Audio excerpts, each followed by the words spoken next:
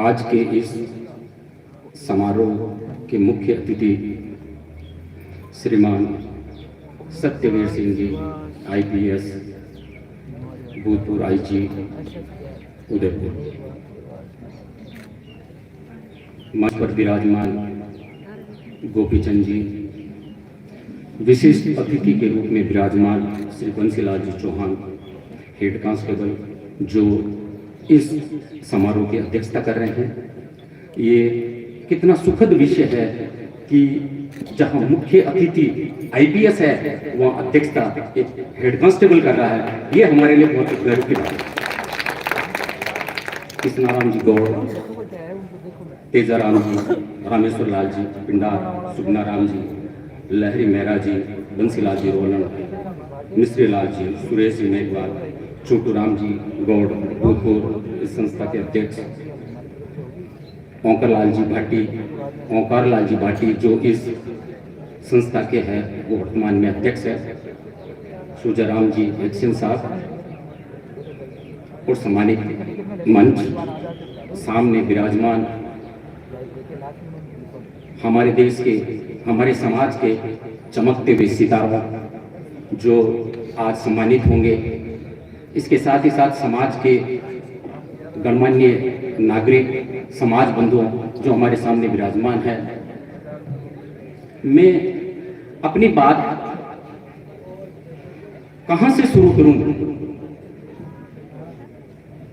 मैं सबसे पहले तो ये कहना चाहता हूं कि हमारे पास में जो अभी आप लोगों ने, जो अध्यक्ष महोदय ने अपनी बात रखी, सचिव महोदय ने अपनी बात रखी और कोषाध्यक्ष ने अपनी बात रखी, लेकिन मैं चाहता हूं कि पिछले 26 साल से हम ये प्रतिभा सम्मान समारोह का आयोजन कर रहे हैं, लेकिन उसका एक रिसर्च पेपर आना चाहिए कि इस संस्था द्वारा कितने किसान के बच्चों को सम्मानित किया, कितने मजदूर के बच्चों को सम्मानित किया, कितने सरकारी कर्मचारी गजेटेड और नॉन गजेटेड जो कर्मचारी या अधिकारी है उनके बच्चों को सम्मानित किया, और कितने व्यापारी और उद्योगपति के बच्चों को सम्मानित किया। और सम्मानित करने के बाद में वो लोग कहां तक पहुंचे, और पहुंचने के बाद उन्होंने इस सोसाइटी के लिए, अब ये कहा जा रहा है कि इस सोसाइटी के अंदर वो बच्चे भी हैं जो यहाँ पर लाइब्रेरी में पढ़कर और कुछ वर्ष पढ़कर है, उनका सेवा में चयन भी हो गया है। तो ये कितनी एक सुखद बात है। तो इसका एक रिसर्च पेपर है, वो हम पब्लिश करें और उसके अंदर ये आए कि भाई जो कुछ हुआ है वो इसका कितना फायदा, किसको क्या मिला है। हम सभी संगठन चलाते हैं, संस्थाएं चलाते हैं, संस्थाएं अजर और अमर है, व्यक्ति आता है और चला जाता है। पहले गौड़ साहब, छोटू राम जी इसके अध्यक्ष थे, अब ओंकार राम जी भाटी साहब आ गए, कल और आ जाएंगे। संस्थाएं अजर और अमर है, व्यक्ति आता है और चला जाता है, लेकिन जो संस्था को सुदृढ़ बना देता है, आज गौड़ साहब ने संस्था को इतना सुदृढ़ बना दिया कि इनके लिए बहुत इजी हो गया, बहुत इजी हो गया। लेकिन हम जो हमारे सामने जो प्रबुद्ध लोग बैठे हैं, हमारी संस्थाएं हैं, वो आगे बढ़ ही नहीं रही है। संस्थाओं को लोग सहयोग ही नहीं कर रहे हैं, संस्थाओं के साथ लोग जुड़ ही नहीं रहे, संस्थाओं के साथ लोग आ ही नहीं रहे।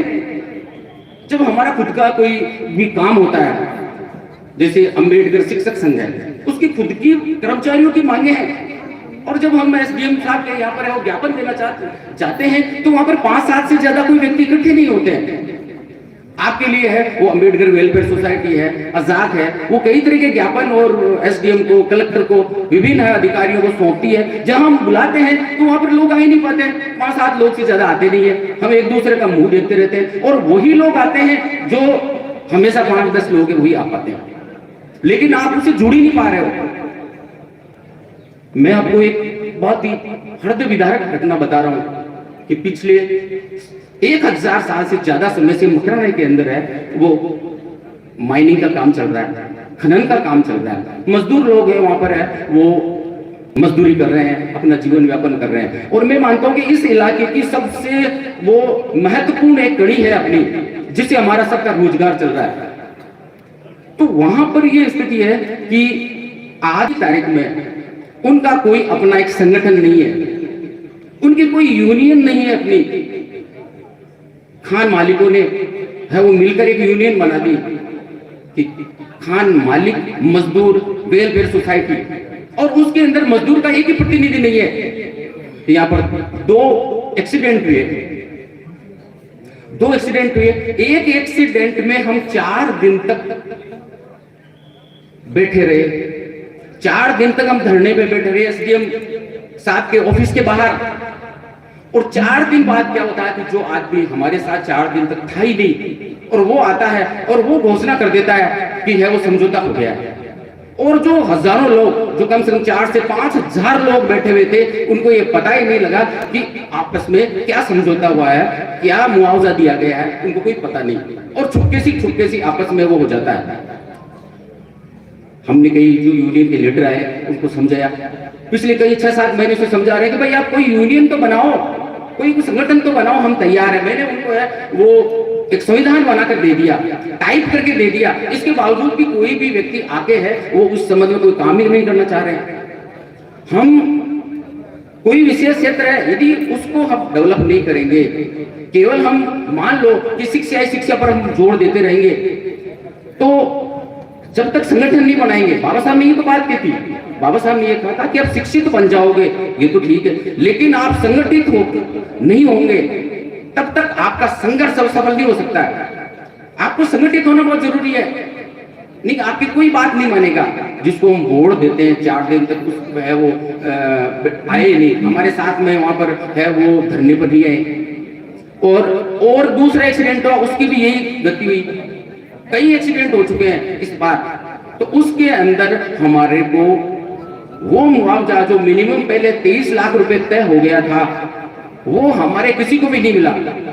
जब लास्ट 23 लाख रुपए का मुआवजा लास्ट में दिया गया, और उसके बाद में है वो स्थिति ये आ गई कि 12, 13, 15 लाख से ज्यादा है वो मुआवजा अपने वाले को दिया ही नहीं जाता है। दूसरे वाले आते हैं उनको मुआवजा, कोई दूसरा एक्सीडेंट होता है उनको मुआवजा है वो 23-25 लाख तक पहुंच जाता है, और अपने वाले को है वो 15 लाख से ऊपर दिया नहीं जाता है। कहने का ऐसे है कि हमारा संगठन जब तक मजबूत नहीं होगा, हम जब तक संगठन का निर्माण नहीं करेंगे, जब तक हम ऑर्गेनाइजेशन नहीं बनाएंगे, जब तक उसको मजबूत नहीं करेंगे, तो हम चाहे शिक्षा पर आप कितना ही जोर दे दो, असली फायदा हमें मिलने वाला नहीं है। हम कहीं ऐसे क्षेत्र है कि जहां हमारी प्रतिभाओं को जाना चाहिए था, उस साइड में नहीं जा रहे। हम तो या तो मेडिकल में जा रहे हैं, या इंजीनियर बन रहे हैं, या है वो प्रशासनिक सेवा में जा रहे हैं। लेकिन एक जो व्यापारिक लाइन का जो क्षेत्र है, जिसमें सीए, ICW, MBA करना चाहिए था हमारे लोगों को, वहाँ है वो बिल्कुल है वो जगह खाली पड़ी हुई है। परिणाम ये है कि अब सब कुछ उस क्षेत्र में ही होने वाला है। नौकरियां अब आप खत्म सी समझो। आप ये सोच रहे हो कि प्रतिभाएं हैं और हमारे को है वो बहुत अच्छी खासी नौकरी मिल जाएगी, ये नौकरी अपने लिए आप समाप्त समझो। नौकरियां अब आपको खुद को अपनी डेवलप करनी पड़ेगी, अपना व्यापार डेवलप करना पड़ेगा, और अपने पास न तो संसाधन है, न अन्य कोई सुविधाएं हैं, अपन आगे उस क्षेत्र में बढ़ ही नहीं सकते। तो मेरा आपको ये कहना है कि हम जो विभिन्न हमारे जो सामाजिक संगठन है, विभिन्न जो हमने संगठन बना रखे हैं, उन संगठनों से आप जुड़ो, उनमें आप सहयोग करो, तब जाकर है हमारा भला हो सकता है। ये संस्था बहुत अच्छा काम कर रही है। मैं ये मानता हूं कि राजस्थान में अपने समाज की ये सर्वश्रेष्ठ संस्था है जो रेगुलर काम कर रही है, जिसने है वो 26 है वो ये प्रतिभा सम्मान समारोह का आयोजन कर दिया। इसके साथ ही साथ है वो लाइब्रेरी का निर्माण कर दिया, लाइब्रेरी में बच्चे पढ़ रहे हैं, हॉस्टल चला रहे हैं। तो इससे बढ़िया है वो मैं मानता हूं कि कोई संस्था कर नहीं सकती, बहुत अच्छा कर रही है। मैं इसके जो पदाधिकारी, इसके सदस्य हैं, इनको मैं धन्यवाद देता हूं, उनका अभिनंदन करता हूं कि आप निरंतर है वो इसमें लगे रहे, और हम जितना हमारी तरफ से सहयोग हो सकेगा हम सहयोग करेंगे। धन्यवाद।